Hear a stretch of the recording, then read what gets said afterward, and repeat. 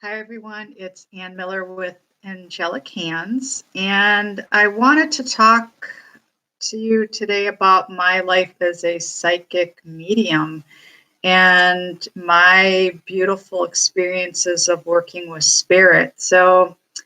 I've talked about this before on Facebook. I've also shared little excerpts, I believe, earlier on YouTube, but really wanted to get a little more in detail as far as, what my life is like and working with these gifts. So as a child, I could sense different things. So my clairsentience was very active at that time, and I could also see different things, but really didn't have an understanding as far as how to work with those different gifts when I was younger. Even hearing things that would come through, thoughts that weren't even my own, that would come through from loved ones that had passed, or if there was an active spirit in a home that I would happen to be in.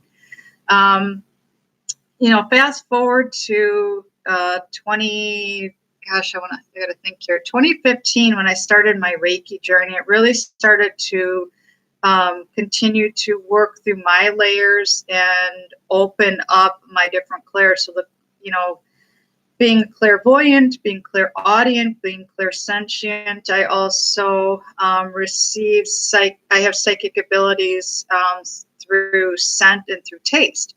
So depending on how the message comes through, those are my different psychic abilities. And then being a medium, being able to connect with afterlife, being connect with loved ones that have passed. Also having a connection with ascended masters, with the archangels, different angels, and even with beings from other planets. Embracing my gift of being, excuse me, of being a starseed. So it's been, an amazing journey. I'm continuing to learn different things every day, and when I do a reading for a client, it's a beautiful, blessing and opportunity. And I'm always so grateful to be able to bridge that gap, to be able to be the channel to bring forth the messages from my clients' loved ones that they're looking to connect with, or perhaps they're looking to receive messages from their spirit teachers and guides, whatever that reading entails. So it's quite beautiful. I had an unexpected visitor today. So I have different spirits that come through. So I've mentioned in previous live videos, I have different, I've had experiences with different singers that have come through, different actors, different actresses, even loved ones, family members, either on my mom's side of the family or my dad's side of the family. Even friends that have passed, and being able to communicate with my team. And today I had a visit from, this is from one of the guides, and this is Serapis Bey. And I wanted just to show you how he came through to me today, as far as, when I saw him come through, and I was honestly trying to remember what his role was, and this has to do with the ascension process. And it was just a gentle, beautiful reminder for me as far as how far I've come. And the message on the card says, move into your true self, rise above the darkness, the light is here. And I have actively been doing my work, continuing to transcend, continuing to acknowledge any darkness, knowing that as I move that dense matter out, and bring it to,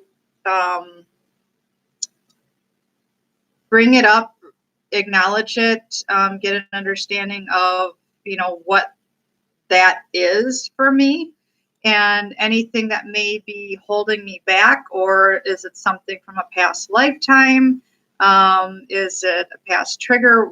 whatever it is, just acknowledging it and then releasing it and allowing um, that part of my soul to continue to heal. And that can affect the body, that can affect the mind. So I look and treat things from a holistic standpoint as far as all parts of self and being able to continue to move through this and knowing that as we actively clear out anything that's dark, anything that's dense, anything that's heavy, it allows for more light to come through. So the message from Serapis Bey, this is actually the Oracle Cards deck by Kyle Gray. This is one of my favorite decks. I have many favorites. So he's the light keeper in charge of Ascension. He once served as a priest in Luxor, Egypt, helping those passing on to cross over into the light. Now he's a presence that we can call on in order to ascend. Ascension means rising up. It reminds us of the story of Christ being resurrected after death. This means that Serapis Bey can guide us from the lowest states of being back to the light. His energy is almost like that of a phoenix, giving us the support to move out of our own hell or darkness into a space that supports our growth. So I'm not going to read this whole extended message, but part of it says the stars cannot shine without darkness. You may have experienced a low state of being, trauma, or depression, but this is a new beginning. Becoming aware of growth, there's always room for improvement. So yeah, I mean, him coming through today, it truly did give me, just a crystal clear idea and remembrance of where I'm at and just how much I've actively cleared out. If I look back at 3 months ago, even 6 months ago, where I was then compared to where I'm at today, there's been a lot of changes,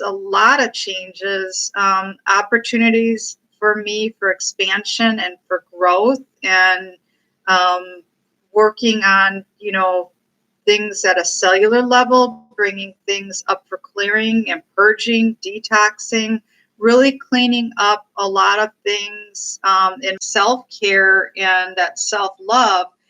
It's allowing more of me to be available as I'm helping my clients. So that's through quantum life coaching and through the psychic medium readings that I'm doing. It's also healing. I'm a Reiki master teacher. I am also a quantum healer and a light language healer.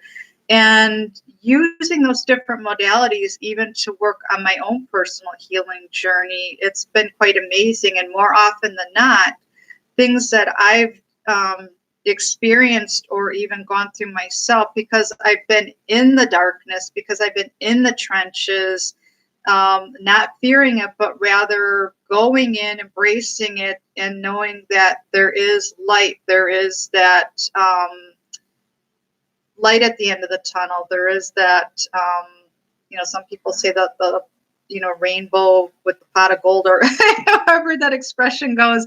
But if you just kind of, follow me here, it's knowing that even if you are feeling like you're in just not in a good space right now, just continue to move through what many call the dark night of the soul. Continue to work through it, not numbing it out, taking the time to work through it, knowing that there is light.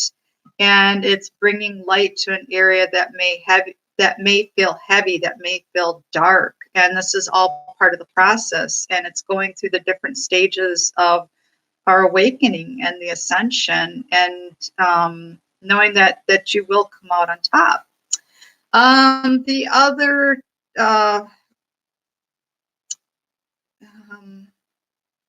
what would you call her? Quan Yin. I've experienced her presence before. She's come through, and Quan Yin is all about care and compassion, all about love, choosing to be love. And the card says, do what is right for everyone involved, offering a helping hand to others. So she comes through for me. It's, that reminder of showing compassion for myself, loving myself, and being able to extend that love and compassion to others. And when you're able to love yourself, it really truly starts from within, and you're able to send that love out, but also receive someone else's love, receive someone else's compassion in return, and not have this wall or this fortress around your heart. And I can tell you, in all honesty and all certainty, I've noticed a very huge shift, even in my awakening journey, just within the last couple of weeks, regarding my heart space, and really feeling that expansion and being more open to the love that's always been there, and knowing that how I feel about myself. So I share that with you, that even looking at how you feel about yourself, what you see external from you is a mere reflection back, in many regards, as far as how you view yourself. Like, do you love yourself, or are you in resentment of some part of yourself? Like, even taking the time to love the parts of self that you may not be in love with. And I really had to make peace with my past.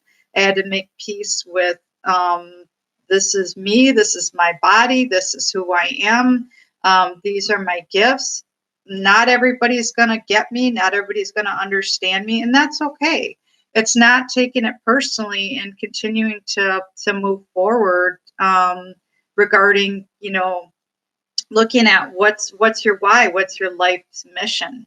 So if I had to make a couple of recommendations, I would say that if you're open to working with different divination tools, perhaps exploring working with different oracle cards, even reaching out and booking a session with me, and exploring options such as a reading, or going through life coaching, having someone act as your mentor to help to identify those blind spots, those things that you may be missing that are actually preventing you from moving forward. And that's something that, I feel very, very passionately about, because I know with my own personal experience of having a mentor, even for myself, it's really, really helped me to turn things around quickly. So a big part of this journey is the participation,